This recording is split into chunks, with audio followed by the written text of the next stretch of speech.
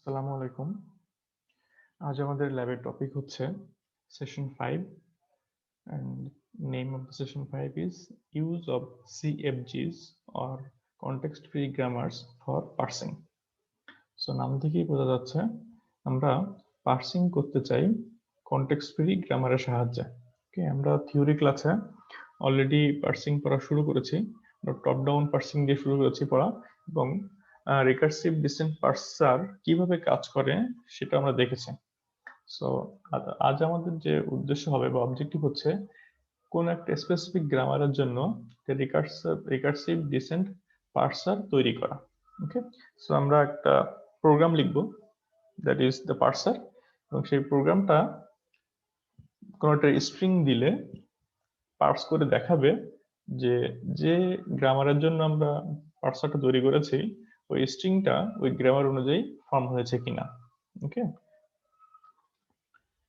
First of all আমরা একটা example দেখি। এক্সাম্পল দেখলে আইডিয়াটা পরিষ্কার হবে।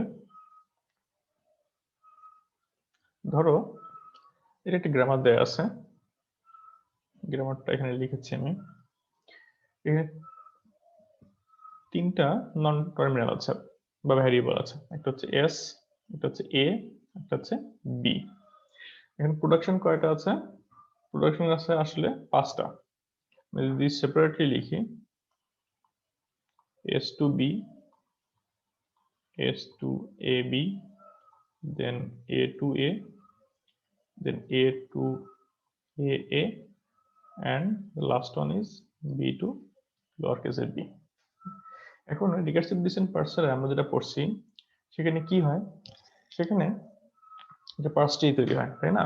সো পার্সটির যে রুট, সেই রুটটা হয় স্টার সিম্বল, এবং স্টার সিম্বলের পরে স্টার সিম্বল থেকে আমাদের যে ইনপুট স্ট্রিং, সেই ইনপুট স্ট্রিং এর উপর ডিপেন্ড করে যে প্রোডাকশন আমাদের চুজ করতে হয় যে আমরা স্টার সিম্বলের কোন প্রোডাকশনটা ইউজ করবো, এবং তার জন্য আমরা চিলড্রেন তৈরি করি। দেন এই চিলড্রেন গুলো থেকে আবার লেফট মোস্ট থেকে শুরু করি যে কোনো নন টার্মিনাল আছে কিনা এবং তার জন্য প্রোডাকশন চুজ করতে হয় কিনা। এভাবে আমাদের ট্রিটা বড় হতে থাকে, ঠিক আছে?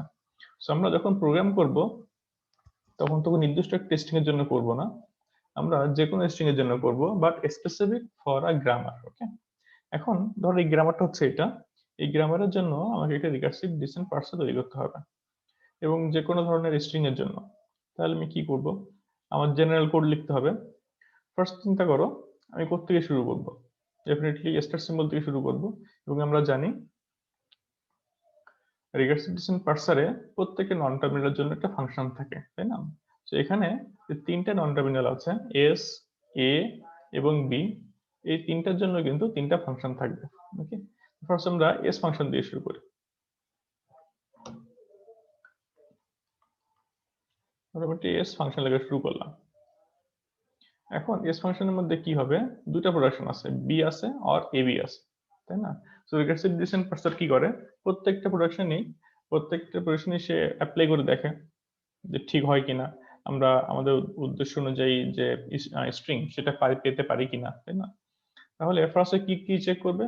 ফার্স্ট চেক করবে বিটা, যে আমার যে স্ট্রিং আছে সেই স্ট্রিং এর ফার্স্ট সিম্বল বা ফার্স্ট টার্মিনাল বি এর সমান কিনা। যেহেতু এটা টার্মিনাল, সেহেতু আমরা ম্যাচ করে দেখবো, চেক করে দেখবো যে স্ট্রিং এর সাথে সমান কিনা, মানে আমার ইনপুট স্ট্রিং এর ফার্স্ট সিম্বলের সাথে বা টার্মিনালের সাথে এটা মিলে যায় কিনা। যদি মিলে যায় তাহলে ফাইন, আমার কাজ শেষ হয়ে গেছে। আর যদি না মিলে যায় তাহলে কি করবো? আমরা দেখবো আরো কোনো প্রোডাকশন আছে কিনা।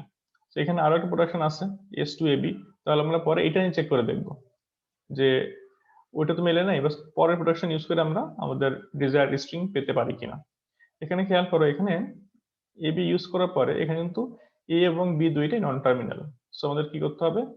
এ এর জন্য ফাংশন কল করতে হবে, আবার এ ফাংশন শেষ হয়ে গেলে, মানে এই ফাংশনের কাজ আমি সাকসেসফুলি কমপ্লিট করতে পারি, দেন বি ফাংশনকেও কল করতে হবে, ঠিক আছে? এখন দেখো এই কোডটা আমরা কিভাবে করতে পারি। জাস্ট এখানে খেয়াল করো এস ফাংশনের কাজ।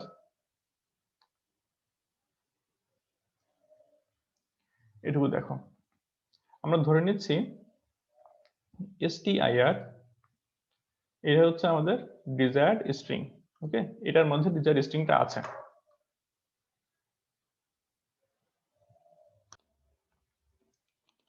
তাহলে আমি যদি ধরে নিই যে str এর মাঝে হচ্ছে আমার স্ট্রিংটা আছে, তাহলে আমি কি করব, আমাদের প্রোডাকশন অনুযায়ী ফার্স্ট প্রোডাকশন ছিল s to b, তাই না? তাহলে আমি চেক করে দেখব স্ট্রিং এর যে ফার্স্ট সিম্বল বা ফার্স্ট টার্মিনাল stri, i বলতে ইনিশিয়ালি পজিশনটাকে পয়েন্ট করবে। আমরা যে লুকআহেড সিম্বল পড়ছিলাম মনে আছে তোমাদের নিশ্চয়ই।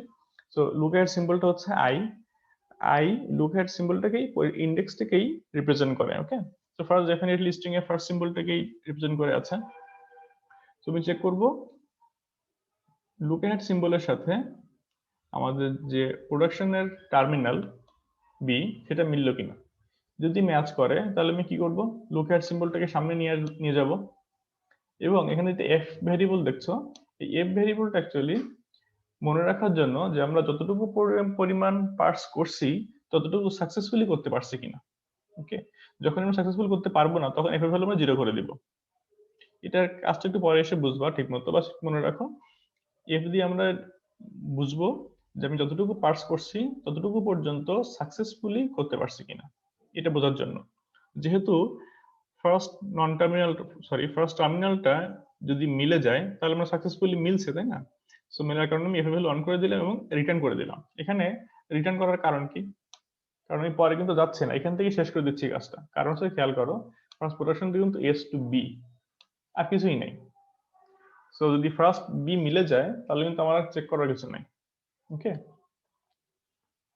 কিন্তু যদি ইনিশিয়ালি বি দিয়ে শুরু না হয় স্ট্রিং, এখানে কিছু খেয়াল করে কিছু স্ট্রিং দেয়া আছে কিন্তু এখানে, এগুলোর সাথে তোমরা কম্পেয়ার করে দেখতে পারো পরে চেক করে যে আসলে এই কোডটা এই স্ট্রিং গুলোর জন্য কাজ করছে কিনা ঠিক মতো।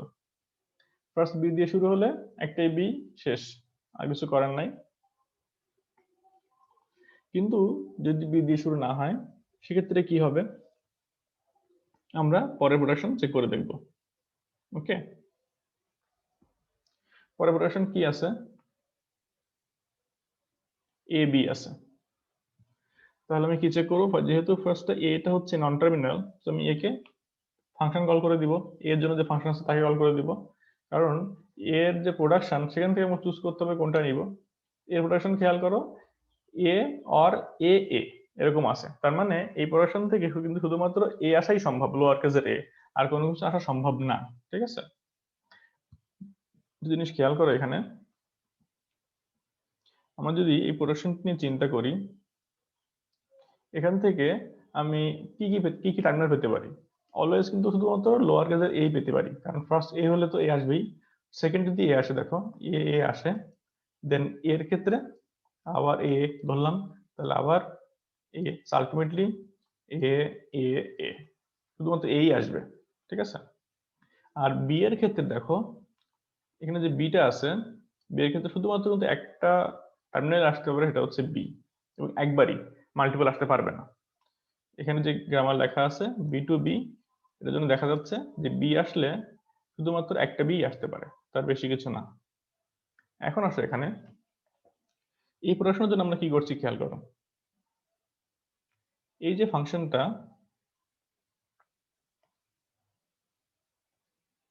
এটুকু খেয়াল করো, আমি চেক করছি আমার যেখানে আই আছে মানে লুকআহেড সিম্বলটা, সেই লুকআহেড সিম্বলের সাথে আমাদের প্রোডাকশনের এ এটা ম্যাচ করলো কিনা। যদি ম্যাচ করে তাহলে আমি লুকআহেড সিম্বলটাকে বাড়াই দিলাম, that means I plus plus করে দিলাম এবং এফ এর ভ্যালু 1ই রাখলাম, কারণ আমরা সাকসেসফুলি পাস করতে পারছি ওই পর্যন্ত। দেন কিন্তু যদি এ না আসে, এই ক্ষেত্রে যদি এ না আসে অন্য কিছু আসে, তাহলে আমি বুঝতেই পারতেছি যে এই স্ট্রিংটা এই গ্রামার দিয়ে পাস করা সম্ভব না। সেজন্য আমরা কি করলাম, এফ এর ভ্যালু 0 করে দিলাম এবং রিটার্ন করে দিলাম, কারণ আমরা জানি এর মাঝে শুধুমাত্র এই আসতে পারে, লোয়ার কেসের আর কোনো কিছু আসতে পারে না। তো আমরা শুধু চেক করব লোয়ার কেসের এই আসছে কিনা। তো এটা আসলে ভালো, লুকআট সিম্বলকে ফরওয়ার্ড করে দিচ্ছি এবং এফ এর ভ্যালু অন রাখছি। কিন্তু যদি কোনো কারণে এর বাদ দিয়ে অন্য কোনো কিছু আসে তাহলে কিন্তু আমি এলসে যে এফ এর ভ্যালু 0 করে দিলাম, কারণ আমরা পাস করতে পারি নাই সেটা, এবং এখান থেকেই রিটার্ন করে দিলাম, আমার আর সামনে যাওয়ার দরকার নেই, তাই না? সো ফার্স্ট এ মিলে গেল, ফাইন। এখন যদি এ বারবার আসে তাহলে আমি কি করতে হবে, এই ফাংশনে আবার কল করতে হবে না? এর জন্য দেখো এই কন্ডিশনে লেখা আছে, কন্ডিশনটা মনোযোগ দিয়ে খেয়াল করতে হবে। If i less than l minus one, l বলতে বোঝানো হচ্ছে স্ট্রিং এর লেন্থটা। ওকে, আমরা যে স্ট্রিং নিয়ে কাজ করছি এসটিআর এর লেন্থ বোঝানো হচ্ছে এল দিয়ে। এখন I less than L minus 1 কেন বলা হলো, এবং এইটা বলা হলে আমরা এই ফাংশনকে আবার কল করছি।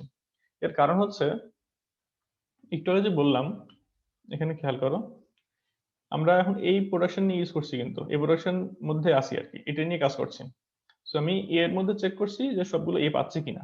এরপরে যে বি আছে, এই বি এর জন্য কয়টা সিম্বল আসতে পারে বা কয়টা টার্মিনাল আসতে পারে, একটা টার্মিনাল আসতে পারে, সেটা হচ্ছে বি শুধুমাত্র।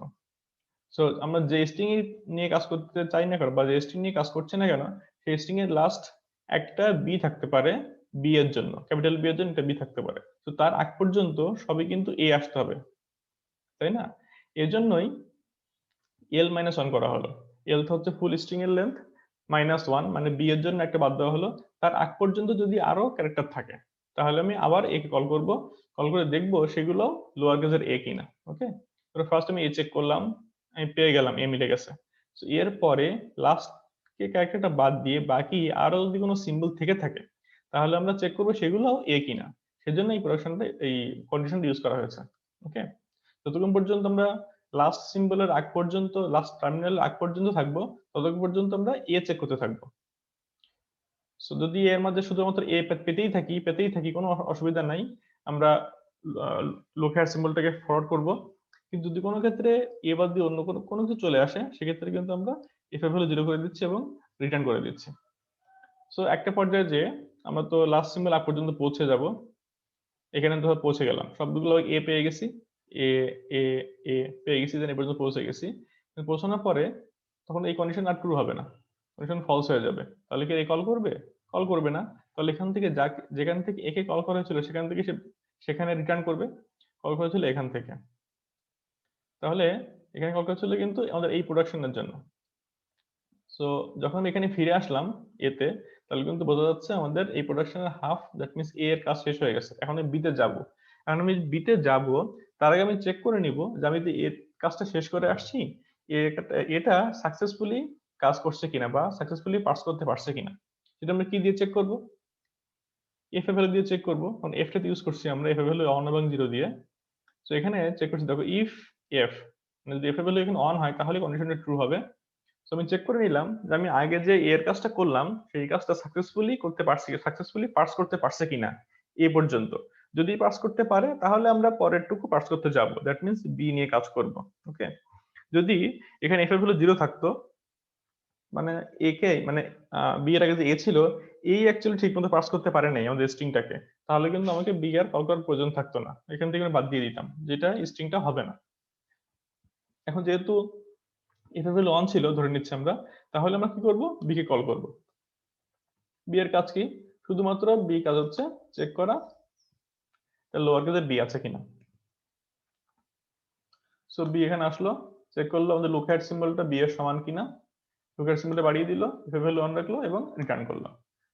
সো এখান থেকে এখানে চলে আসলো। যদি বি না আসে অন্য কিছু আসতো, তাহলে এফ এর ভ্যালু 0 করে দিত এবং রিটার্ন করতো। সো দেন এখানে ব্যাক করতো। ওকে, তো এইভাবেই আমরা একটা গ্রামারের সাহায্যে কোনো স্ট্রিং পার্স করতে পারি। ওকে,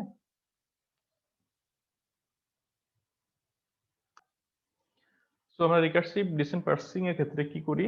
প্রত্যেকটা নন টার্মিনালের জন্য একটা ফাংশন লিখি এবং ফাংশনের মাঝে তার প্রোডাকশন অনুযায়ী আমাদের কোড লিখতে হয়। ঠিক আছে, একটা জিনিস সেখানে ভুল হয়, অনেকে ভুল করো, সেটা হচ্ছে এক ফাংশনের মাঝে অন্য ফাংশনের কাজ করে দেওয়া। ধরো আমি এখানে ভয়েড এস লিখছি, এটা এস ফাংশন, এস ফাংশন হচ্ছে শুধুমাত্র এস যে নন টার্মিনাল তার প্রোডাকশন গুলো নিয়ে কাজ করবে, এটা খেয়াল করতে হবে।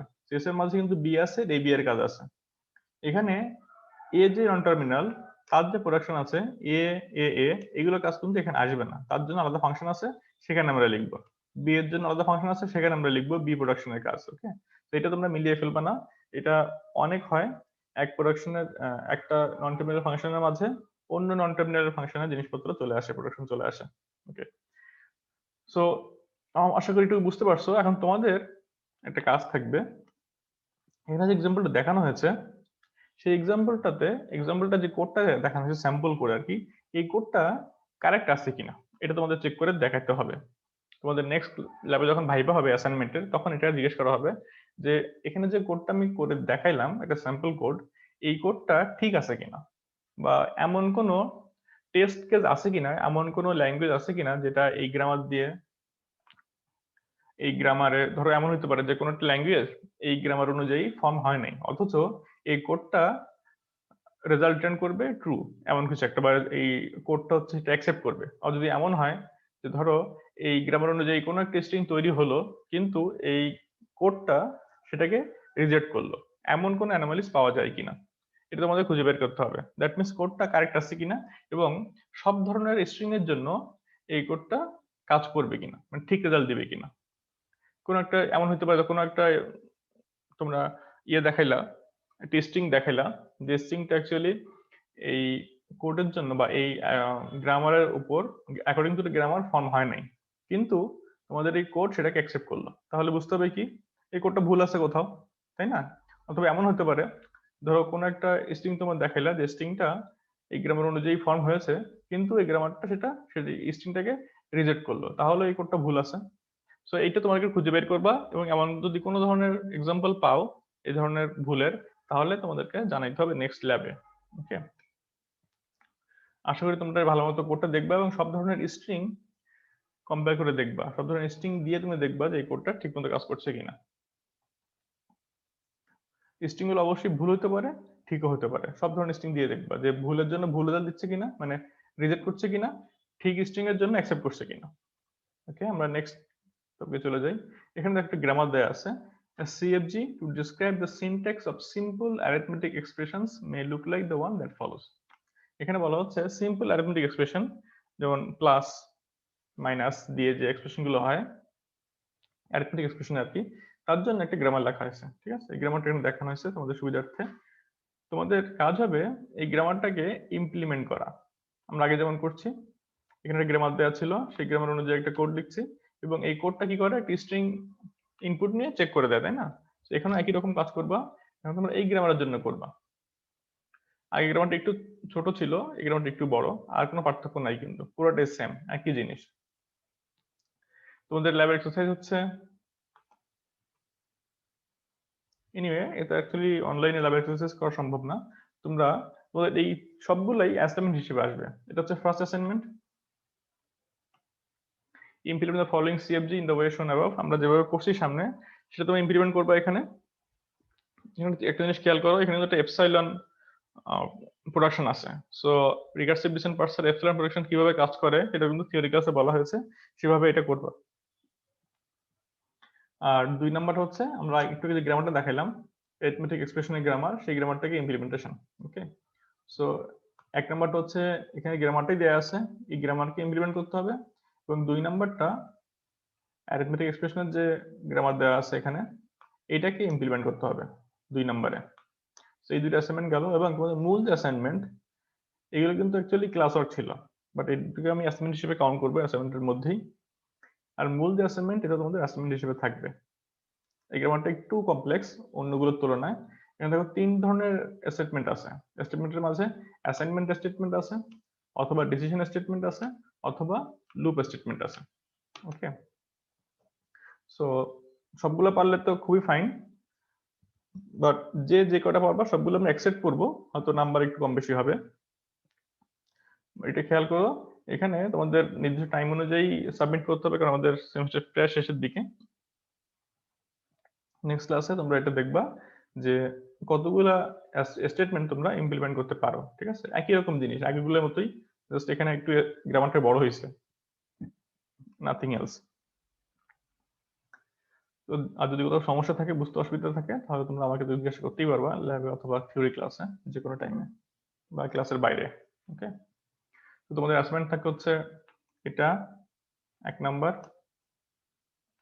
এটা 2 নাম্বার, এই দুইটা মিলে তোমাদের 60% মার্ক ক্যারি করবে অ্যাসাইনমেন্টে, আর বাকি 40% মার্ক ক্যারি করবে হচ্ছে অ্যাসাইনমেন্ট 5 থেকে। ওকে, তো কেউ যদি শুধুমাত্র এই দুইটা করে তাহলে 60% মার্কস পাবে, আর কেউ যদি তিনটাই করে তাহলে 100% মার্ক পাবে। আর যদি আবার 60% এর পরে যদি এইটুকু পুরোটা কমপ্লিট করতে না পারে, তাহলে হয়তো এখান থেকে বাকি 40% থেকে তাকে কিছু মার্ক দেওয়া হবে according to his work or her work. Okay, ইনি আমার মনে হচ্ছে আমাদের এইটুকুই লেকচার ছিল। আই হোপ তোমাদের বুঝতে পারছো। যদি কোনো সমস্যা থাকে তাহলে আমাকে তোমরা রিচ করবা। থ্যাংক ইউ সবাইকে। আসসালামু আলাইকুম।